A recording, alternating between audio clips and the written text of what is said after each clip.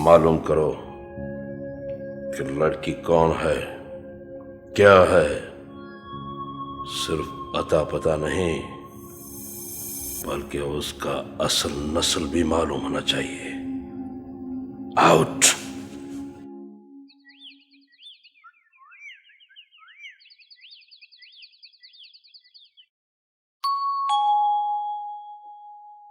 मासी, सुबह दरवाजे में देख कौन है। तारिक साहब है। तारिक है जी, तो उसको अंदर लेके आओ। और हाँ सुनो, अच्छी सी चाय बनाना और फ्रिज में शामी कबाब पड़े हुए हैं, उसको भी तल लेना। अच्छा जाओ बुला के रखो।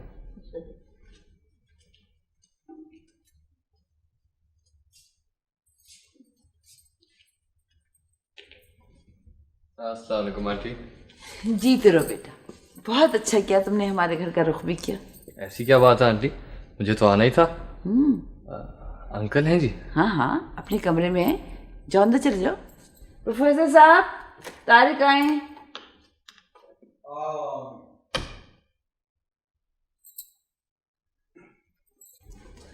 साइमा, साइमा जी बेटा, तारिक आए हैं। अच्छा, भेज दो उनको। दिमाग खराब हुआ है तुम्हारा? वो अब्बू के कमरे में बैठे हुए हैं, वहीं आ जाना। अच्छा आती हूँ।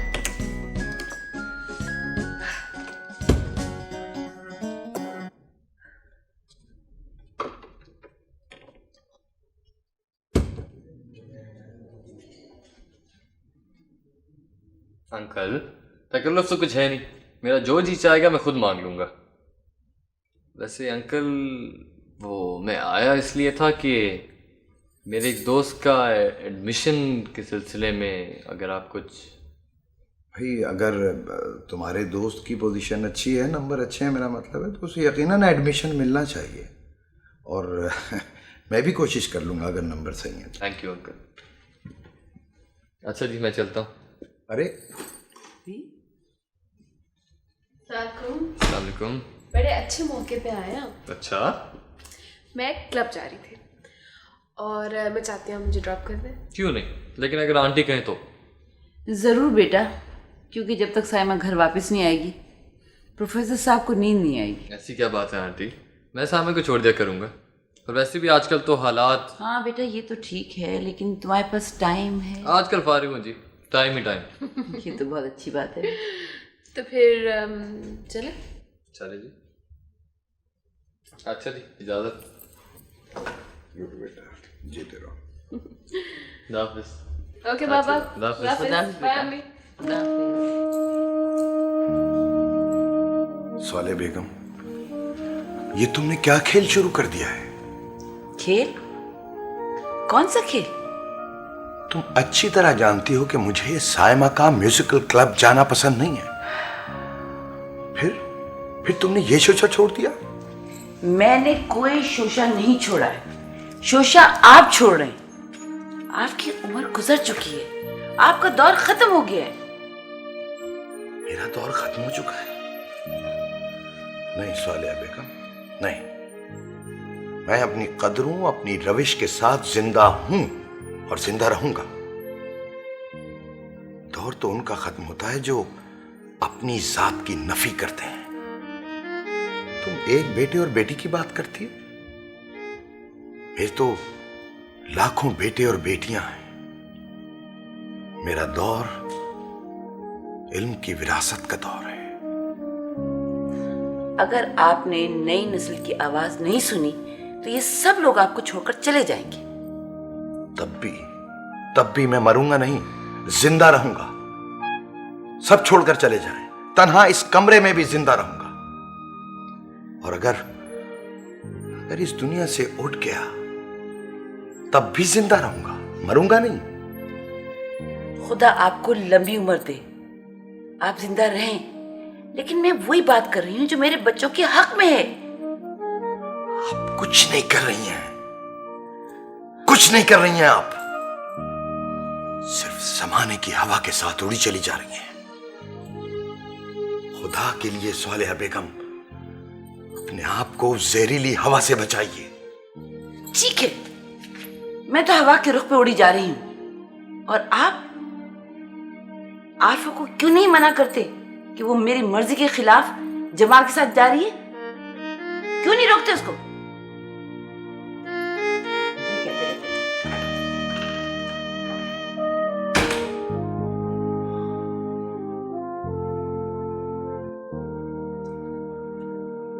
ऐ खुदा, मुझे हिदायत दे। मैं अपने बच्चों को क्या हिदायत दूं?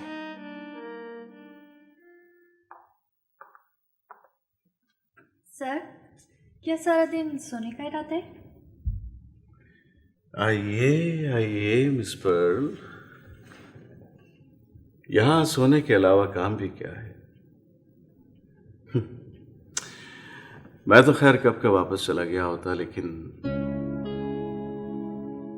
किसी ने मुझे रोक लिया था। आप शायरी भी करने लगी हैं?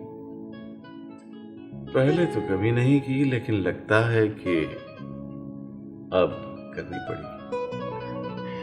छोड़ें सर, चाय पिए और कोई अच्छी सी मूवी देखें। अरे साहब, तुम्हें देखने के बाद अब किसी और को क्या देखा जाएगा। हाय हाय, बस जैसे जैसे वक्त गुजर रहा है, दिल ही दिल में डैड सिकंदर को बुरा भला कह रहा हूं। क्यों? डैड सिकंदर ने क्या कसूर किया है?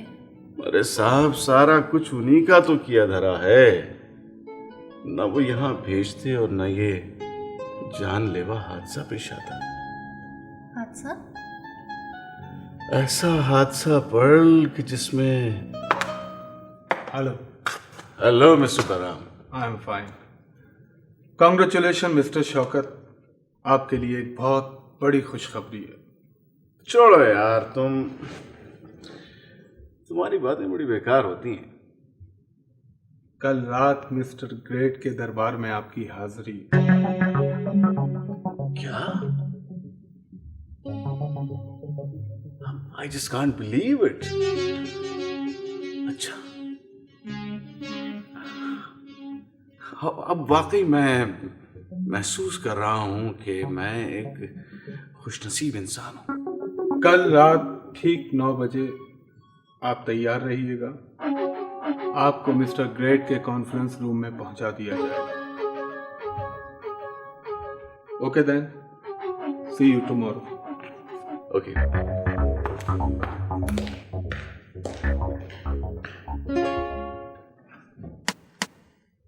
कौन है? बीबी जी, मैं हूँ शमशुद्दीन। अंदर आओ। बीबी जी, वो समीना बीबी आई है दफ्तर से। उन्हें ड्राइंग रूम में बिठाओ। जी अच्छा। बाबा जी। सुने, आप ऐसा करें, उनको यहीं भेज दें। जी अच्छा।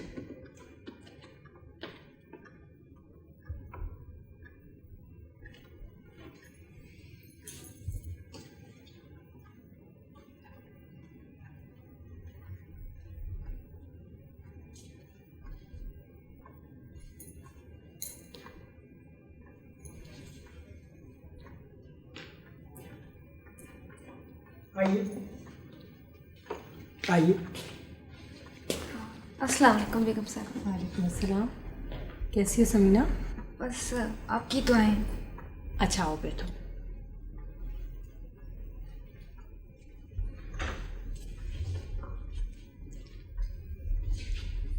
क्या बात है, तुम कुछ घबराई भी लग रही हो। क्या कोई प्रॉब्लम है? नहीं तो ऐसी तो कोई बात नहीं। देखो समीना, तुम मुझे अपनी मालका मत समझो, बल्कि अपनी दोस्त समझो। जी शुक्रिया। खैर ये तो मुमकिन नहीं है, लेकिन आप बताएं, आपने मुझे किस सिलसिले में याद किया था? तुम्हारे साहब को बाहर गए हुए पूरे 3 दिन हो गए और अभी तक उनका कोई फ़ोन नहीं आया। मैं इस सिलसिले में क्या अर्ज़ कर सकती हूँ? साहब ने जाते हुए कुछ कहा था दफ्तर के सिलसिले में? जी, वो उन्होंने कहा था कि मेरे पाकिस्तान से बाहर जाने के बारे में किसी को मालूम ना हो। बस यही इंस्ट्रक्शन दी थी सर ने।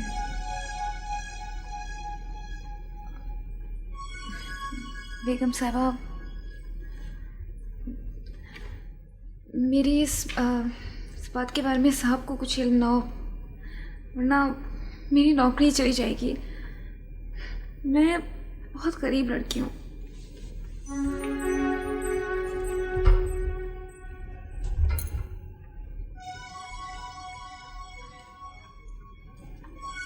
तुम्हें तुम्हारी नौकरी से कोई नहीं निकाल सकता, खुद तुम्हारे साहब भी नहीं। और आज से तुम मेरी मुलाजमा हो। वो तो मैं पहले भी थी। लेकिन अब A to Z मेरी। और आज से तुम्हारी तनख्वाह में पूरे 1000 का इजाफा किया जाता है।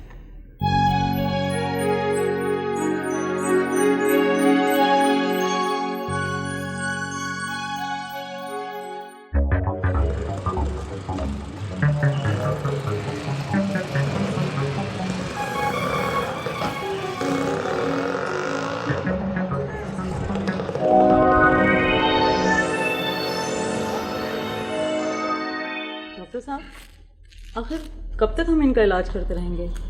घर वाले तो इनके आराम से बैठे हुए हैं। नहीं नहीं, ऐसी बात नहीं है, वो भी परेशान है, लेकिन ऐसे हालात में घर पर तो इलाज नहीं हो सकता। ठीक है, लेकिन बकौल डॉक्टर अमजद के मुझे तो इलाज लगते हैं। नहीं नहीं, अल्लाह ताला से हमेशा पुरुम्मीद होना चाहिए। मुझे तो अब बल्कि उम्मीद हो चलिए कि ये ठीक हो जाएंगे। अच्छा, वो कैसे डॉक्टर साहब? कभी कभार ऐसे मरीज जब सेहतयाब होने लगते हैं तो दौरों की शिद्दत बढ़ जाती है। अच्छा, तो अब ये ठीक हो रहे हैं? इंशाल्लाह। अच्छा, अब आप इन्हें हर 4 घंटे के बाद चेक करती रहें और इंजेक्शन देती रहें। और हाँ सिस्टर, मरीज तो मजबूर होता है, खास तौर पे ऐसे मरीज, इनसे खफा नहीं होता। सॉरी डॉक्टर साहब। कोई बात।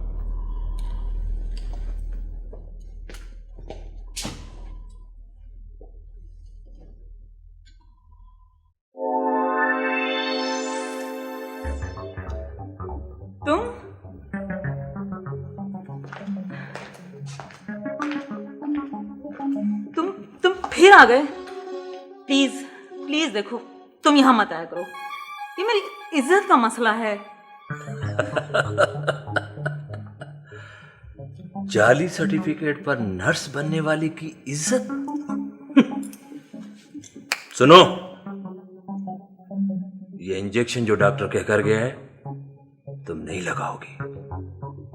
ये मुझसे नहीं हो सकता। प्लीज दारा, प्लीज ऐसा मत करो, प्लीज। ज्यादा होशियार बनने की जरूरत नहीं, और चालाकी की तो तुम खूब समझती हो। हम क्या कर सकते हैं?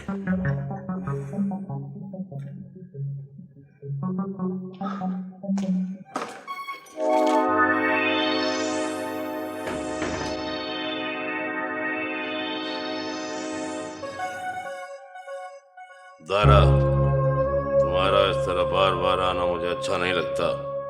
कभी आराम भी कर लिया करो। माफी चाहता हूं, लेकिन बात ही कुछ ऐसी थी।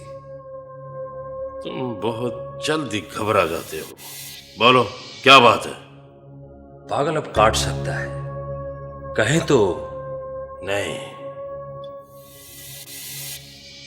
ऐसी गलती नहीं करोगे।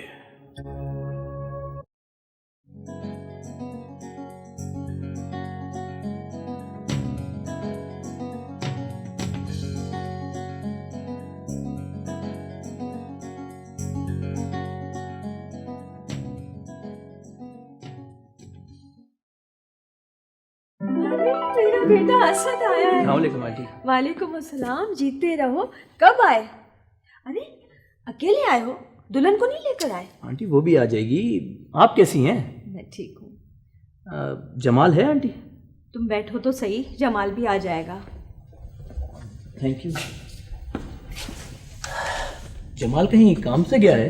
वो बेटा जमाल हॉस्पिटल गया है। हॉस्पिटल गया है? खैरियत? तुम्हारे अंकल हॉस्पिटल में दाखिल है। क्या अंकल बीमार हैं? तुम्हारे अंकल अपना ज़हनी तवाज़ुन खो बैठे। जी? हाँ असद बेटा, डॉक्टर्स उन्हें गिद्दू में दाखिल करने की बात कर रहे हैं। आंटी ये सब कैसे हुआ? बस बेटा 6 महीने पहले हो गया ये, लेकिन यूं लगता है जैसे 6 सदियां बीत गई। मुझे तो इस बात का दुख है कि मैं यहाँ मौजूद क्यों नहीं था। असद, अगर तुम यहाँ होते तो क्या कर सकते थे? होने को तो कोई टाल नहीं सकता। वो तो ठीक है आंटी, मगर मैं कम से कम आप लोगों का दुख तो बांट सकता था। खैर, मैं हॉस्पिटल जा रहा हूँ, आप मुझे रूम नंबर बता दीजिए। वो स्पेशल वार्ड है, कमरा नंबर 3 है। लेकिन इतनी जल्दी क्या है तुम्हें जाने की? बैठो, नहीं, चाय वाय पी के जाना। आंटी मेरा अपना घर है, मैं फिर आ जाऊंगा। आंटी आप बिल्कुल ना घबराएं, जो तकदीर में लिखा है वो तो होके रहता है। और फिर अब तो आपका दूसरा बेटा भी आ गया है ना आंटी? अल्लाह तुमको सलामत रखे। असद बेटा, मैं तुम्हें बहुत याद करती थी, मगर किसी को कुछ भी नहीं कह सकती थी। नहीं आंटी, आप बिल्कुल मत घबराएं, हिम्मत से काम लें। आप बस हम सब के लिए दुआएं करती रहें। मैं तो सबके लिए दुआ करती रहती। अच्छा आंटी, अब मैं चलता हूँ, मैं फिर आऊँगा। अच्छा, खुदा हाफिज़। खुदा हाफिज़।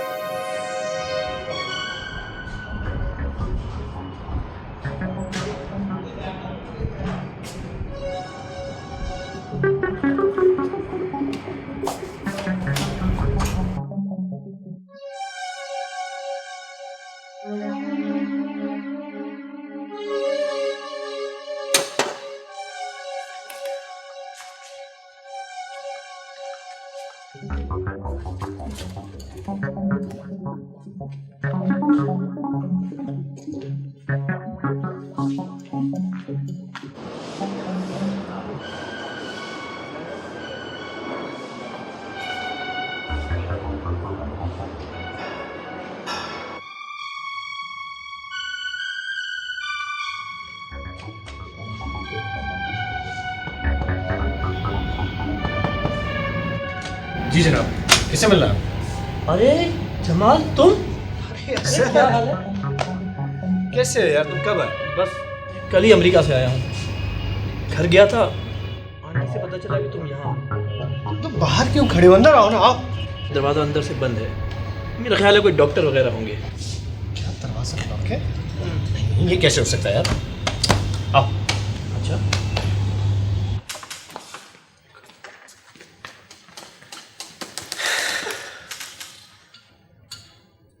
जमाल, ये खून, ये ड्रिप कैसे निकली? Doctor, doctor!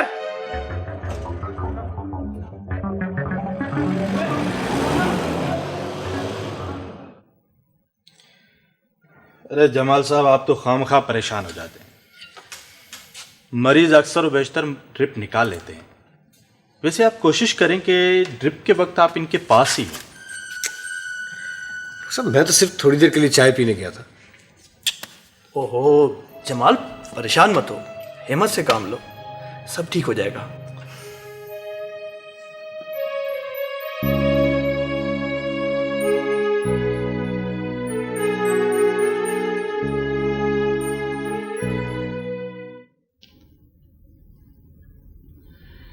मलिका मुअज़्ज़मा के हुजूर में खादिम का सलाम। मैंने तुम्हें कितनी बार कहा है कि तुम मुझसे इस तरह बात मत किया करो। आखिर कब तक यूं एहसास कमतरी में मुब्तला रहोगे? गुलाम हूं, यह एहसास जिंदगी भर पीछा तो नहीं छोड़ेगा। गुलाम नहीं, तुम तो मेरे शाहजहां हो। आप तो खैर मुमताज महल हो सकती हैं, लेकिन एक मजदूर कभी शाहजहां नहीं बन सकता। लेकिन मैंने तुम्हारी खातिर इस दीवार को गिरा दिया। ये दीवार और ऊंची कर दी जाएगी जनाब। जी नहीं, अब कोई भी कुछ नहीं कर सकता। जब भी किसी मजदूर ने किसी शहजादी के शबिस्तानों तक पहुंचने की कोशिश की है, उसे कत्ल कर दिया गया। यही तो हमारी तारीख है। लेकिन अलमिया यह है कि आपके डैडी भी यही चाहते हैं। मैं शहजादी नहीं हूं, मैं सारा हूं, सारा नौमान। दीवार में जिंदा चुन दी जाऊंगी, मगर किसी दूसरे का इकरार नहीं करूंगी। अरे साहब, आपकी यही बातें तो हमें जीने का हौसला देती हैं। फिर वही बातें, अपने अंदर खुद एतमादी पैदा करो। मैं तुम्हारे साथ हूं। मलका आलिया का इकबाल बुलंद हो, वल्लाह। खुदा की पनाह, तुम तो अल्फाज के जादूगर हो। और आप भी तो साहिरा हैं, जिसके हुस्न की आगे कोई तिलिस्म बाकी नहीं रहता।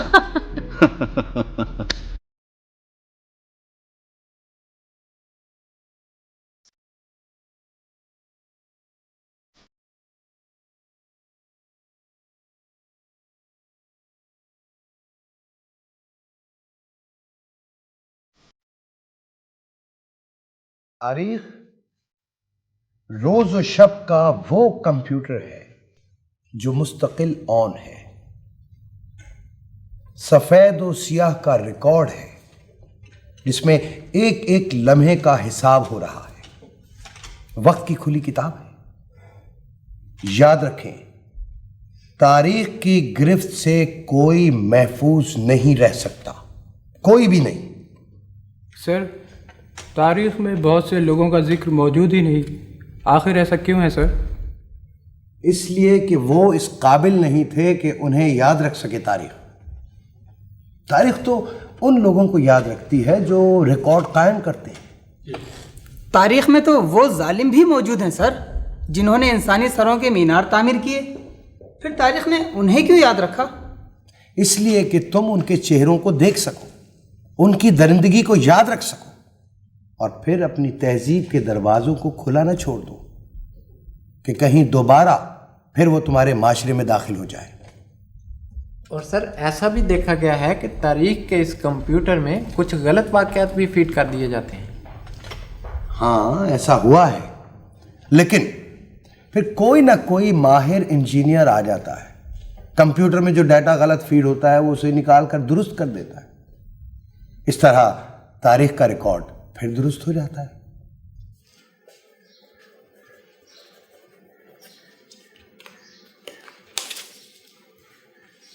ये लीजिए प्लीज।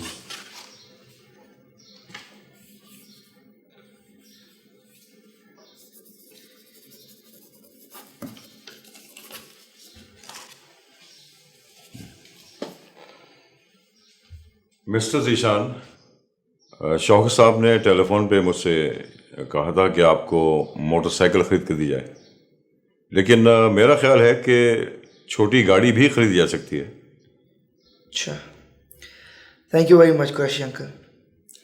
ड्राइविंग तो मुझे आती है, लेकिन मैं घर पे क्या बताऊंगा किसकी गाड़ी है ये? जी कुछ नहीं जी, मैं चलता हूँ। Thank you very much. Okay, you are welcome. अच्छा, आप अपना पासपोर्ट लाए हैं? नहीं, मैं अमेरिका जा नहीं रही। क्यों? बस मेरा दिल नहीं चाह रहा। अब मैं प्रैक्टिस करूंगी।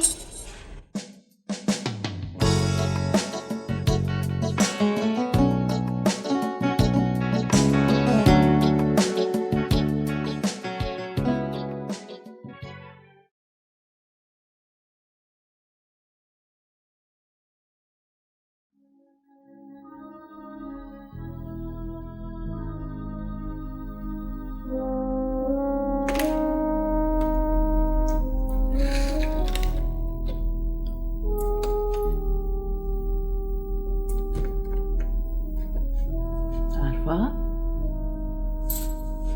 बेटा, क्या सो रही थी? नहीं, कोशिश कर रही थी। तुम्हारी तो सूरत ही नजर नहीं आती, बस ये कमरा है और तुम हो।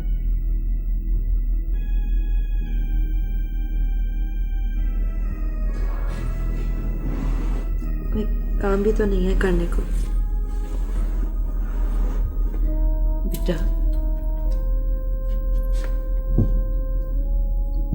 तुम्हारी मजबूरी समझ सकती हूँ।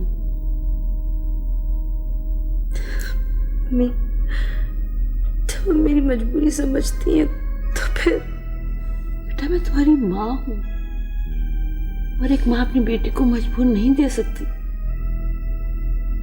बस तुम ये ख्वाब देखना छोड़ दो, वरना इस ख्वाब के पीछे भागते भागते एक दिन तुम भी पागल हो जाओगी। तो जो भी हुआ सो हुआ। मेरी आंखें मेरे ख्वाब हैं। नहीं बेटा, आंखें तुम्हारी हैं, लेकिन ख्वाब तुम वही देखोगी जो मैं चाहूंगी। बेटा, बेटा, मैंने तुम्हारे लिए जमाल से ज्यादा अच्छा, खूबसूरत, मालदार और खानदानी आदमी देखा है।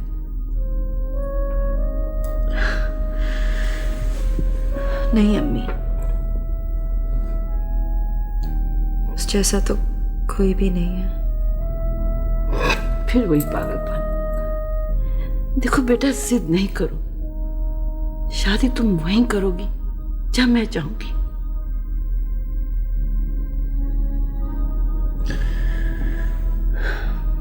I'm sorry, मैं आपकी बात नहीं मान सकती। देखो, नादान बच्चों को उनकी मर्जी पे नहीं छोड़ा जा सकता। अम्मी, अगर आप अपनी बेटी को नादान समझती हैं तो फिर सुन लीजिए कि मैं कहीं भी शादी नहीं करूंगी, किसी से भी शादी नहीं करूंगी। आरफा, ये तुम कह रही हो? तुम?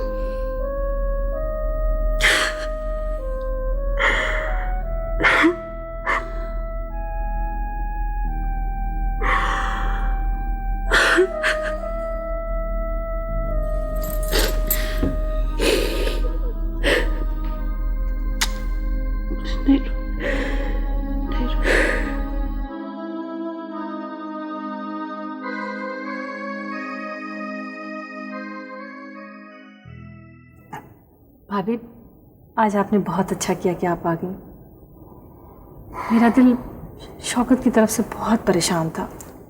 सारा, तुम इन छोटी छोटी सी बातों से अपना दिल बुरा नहीं किया करो। आप इसे छोटी सी बात कहती हैं? आपको क्या पता, मैं पिछली 3 रातों से सोई नहीं हूं। शौकत के बगैर मुझे यूं लगता है जैसे मैं किसी वीराने में जिंदा हूं। तुम्हारी इसी मोहब्बत ने ना शौकत का दिमाग खराब किया हुआ। आप इसे जो बात भी कहें, बहरहाल मोहब्बत ही मेरी पहचान है। सारा, मैं तुम्हारी उलझन समझती हूँ, लेकिन मैं क्या करूं? मैं भी आरफा की वजह से बहुत परेशान हूं। खैरियत? लेकिन आपको मेरे होते हुए परेशान होने की बिल्कुल जरूरत नहीं है।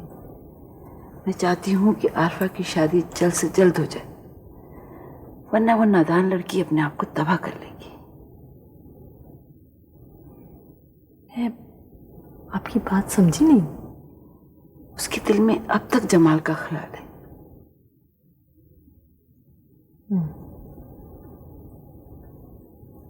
अगर आपकी इजाजत हो तो एक बात कहूं। अब तुम ये ना कहना कि मोहब्बत की शादी सबसे कामयाब शादी होती है। मगर भाभी, मेरी नज़र में लड़की और लड़के को एक दूसरे को पसंद करने का हक जरूर है, लेकिन अगर पसंद अजाब बन जाए तो उसे भूलना ही बेहतर होता है।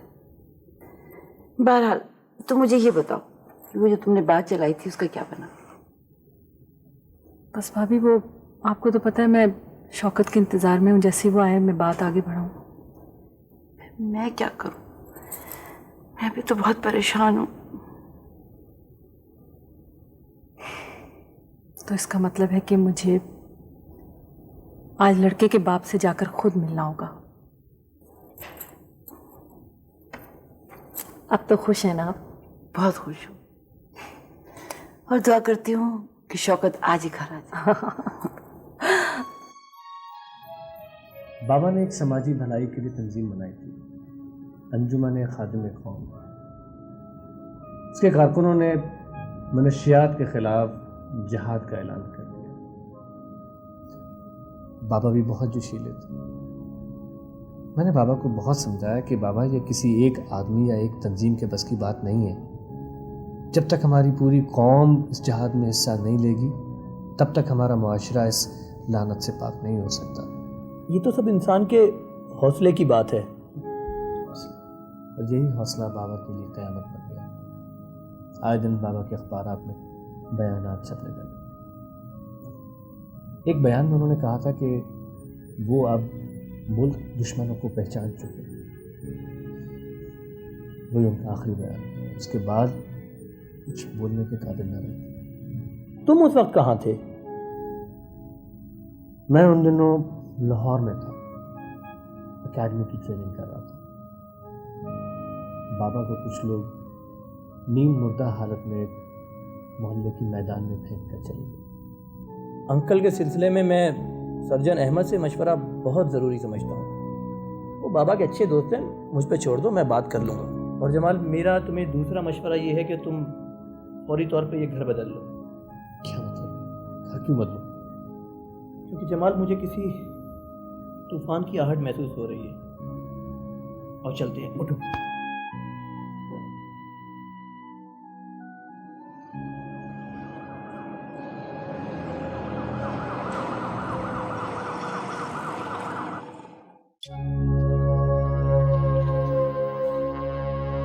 डैड, मुबारक हो। कैसी मुबारक? इस शहर का सबसे बड़ा रिफॉर्मर गिद्दू के पागल खाने पहुंच गया। नशे के खिलाफ जंग करने चला था और खुद ही पूरी बोतल पी गया। और दूसरों का क्या हाल है? अब कोई इस्लाह करने वाला नहीं रहा।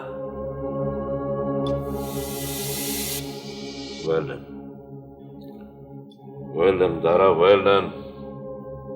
अब तुम उसे आसानी से अगवा कर सकते हो। डैड, वो नर्स अपना इनाम मांग रही है। दे दो, 10-20 हजार रुपये दे दो सर। नहीं डैड, उसका मुतालबा बड़ा अजीब सा है।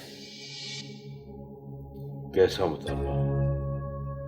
वो मेंटल हॉस्पिटल के डॉक्टर सलमान से शादी करना चाहती है।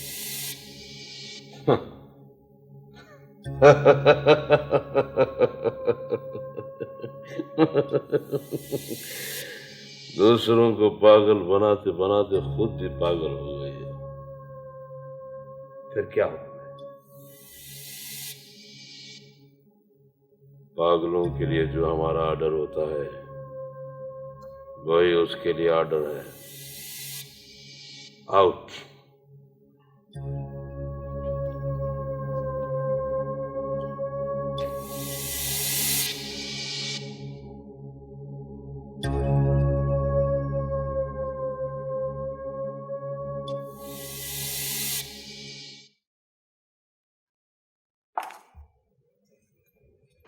जमाल, मेरे लाल, तू किस वक्त आया?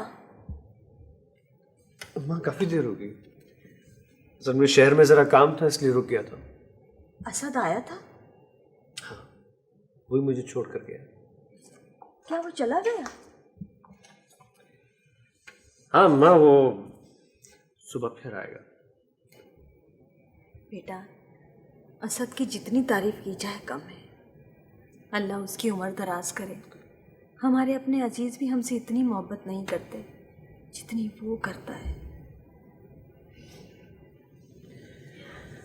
अम्मा, लेकिन मैं तो उसके एहसानों तले दबा जा रहा हूँ। नहीं नहीं बेटा, मोहब्बत करने वालों के लिए ऐसा नहीं सोचते। अच्छा, वो मैं ज़रा शाहीना के यहाँ जा रही हूँ। शाहीना की बात पक्की हो गई है ना, तो उसकी माँ को मुबारकबाद दे आऊँ। ठीक है माँ, मैं तो घर पे हूँ। वैसे मेरे लिए कोई आया तो नहीं था? आया तो कोई नहीं था लेकिन ये आया है।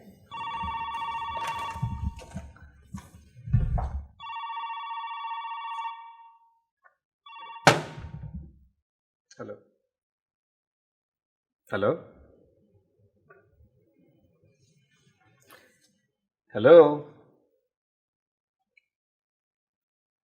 देखिए, मुझे मालूम है कि ये आप ही हो सकते हैं। खामोश रहने के लिए फोन किया।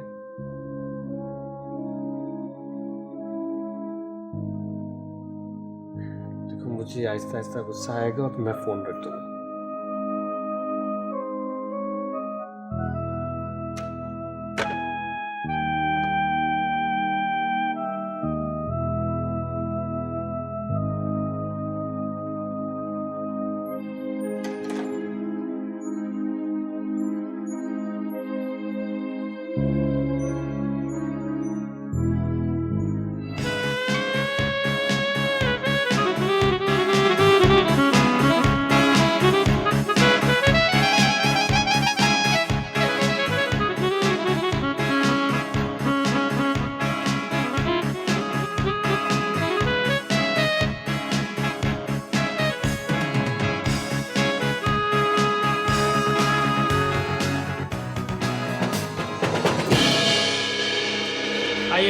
अस्सलामुअलैकुम, मैं आपको मिलाऊं अपने कज़न तारिक से। बड़ी खुशी हुई आपसे मिलकर। खुशी तो आपको तब होगी जब आपको पता चलेगा कि तारिक साहब हैं कौन। अच्छा, तो फिर कुछ हमें बताइए। भाई, हमें ये पता नहीं कि इस वक्त तारिक साहब गिटारिंग ज़्यादा अच्छा करते हैं या गाना ज़्यादा अच्छा गाते हैं। माफ़ कीजिएगा, मेरे ख्याल में साय में कुछ ज़्यादा तारीफ कर दी। नहीं जनाब, जब आप आए हैं तो कुछ ना कुछ तो सुनाना पड़ेगा। सुनाना ही पड़ेगा। फिर कभी जी इंशाल्लाह ज़रूर। तारिक भाई मेरी खाते जरूर।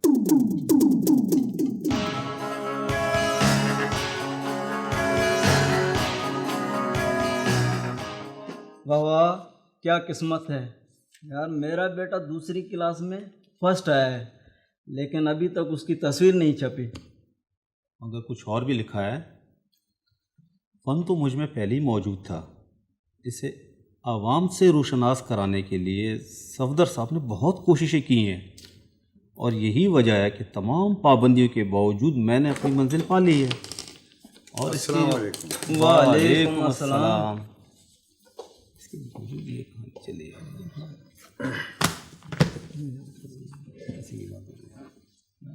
क्या बात है, बड़े गौर से पढ़ा जा रहा है। क्या प्राइज बॉन्ड निकला है आप लोगों का?